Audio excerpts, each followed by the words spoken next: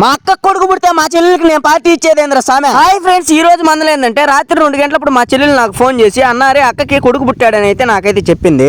ఇంకా good news విన్నాక పడుకొని నిద్రపోయి అయితే మళ్ళీ ఉదయాన్నే లేచేసి హాస్పిటల్ కి అయితే బయలుదేరాను. హాస్పిటల్ కి నేను నా ఫ్రెండ్ అయితే బైక్ మీద అయితే వెళ్తా ఉన్నాము. బైక్ మీద వెళ్తా ఉంటే టౌన్ లోకి వచ్చిన తర్వాత అయితే మా వాడు అయితే హెల్మెట్ తీసుకుని అయితే పెట్టుకుంటా ఉన్నాడు చూడండి. ఇంకా మా వాడు హెల్మెట్ పెట్టుకోవడం పూర్తయిన తర్వాత అయితే ఇంకా మళ్ళీ స్టార్ట్ అయిపోయి అయితే నెల్లూరు టౌన్ లో అయితే వెళ్తా ఉన్నాం చూడండి.